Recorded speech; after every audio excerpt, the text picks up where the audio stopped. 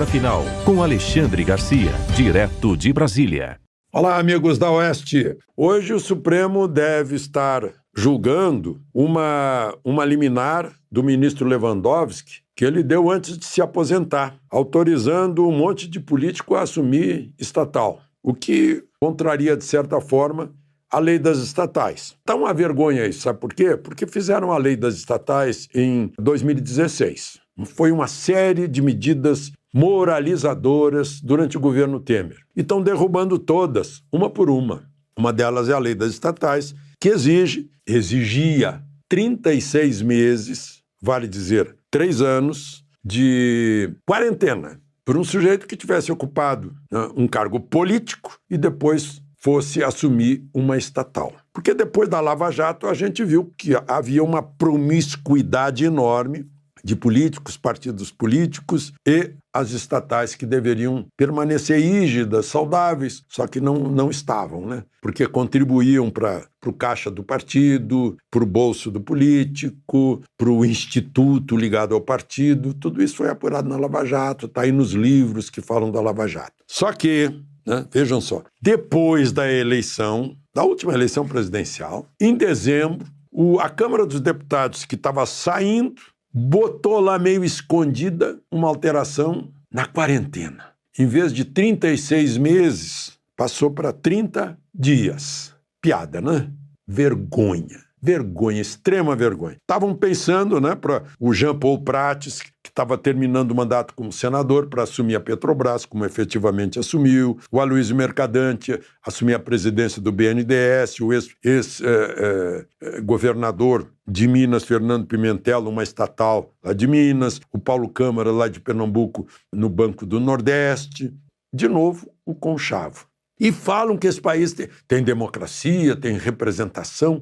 É uma corporação política que se protege, porque a estatal é fonte de recurso para partido político. Então, o Supremo vai examinar isso, porque no dia 17 de março deste ano, Lewandowski, ligado ao PT, antes de sair, concedeu uma liminar, permitindo tudo isso, esses nomes todos, para não ter problema. É um total de 753 cargos de direção nas Petrobras brasileiras, nas estatais brasileiras. E, enquanto isso, nós temos aí...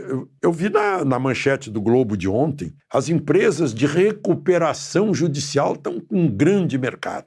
Já são 39 empresas especializadas em recuperação judicial. Por quê? Porque está havendo uma estagnação que não é noticiada assim, o governo não fala muito nisso, queda de investimento, queda da poupança interna, queda do investimento externo. Dinheiro novo para produzir capital de risco, enfim. Queda. Desaceleração do PIB, com isso, desaceleração do crescimento. E aí a tentação de cada vez mais gastos para ver se põe energia no mercado. Só que a arrecadação cai em consequência de tudo isso e o governo põe mais papéis no mercado e há mais dívida. E com mais dívida pública, mais difícil de baixar juro, porque o governo precisa pagar a remuneração desses papéis, desse dinheiro que entra para o governo pagar as suas dívidas. Essa é uma questão séria que temos aqui.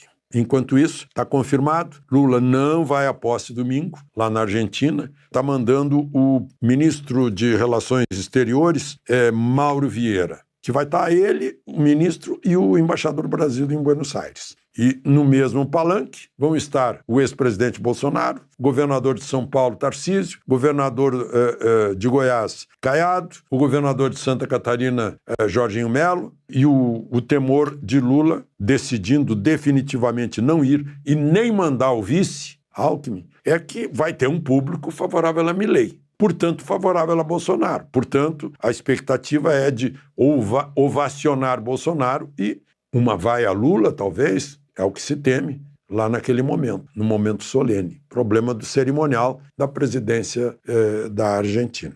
A Argentina é parceiro do Mercosul, é o terceiro maior parceiro comercial do Brasil e é o nosso vizinho fronteiriço, super tradicional. De Brasília, Alexandre Garcia.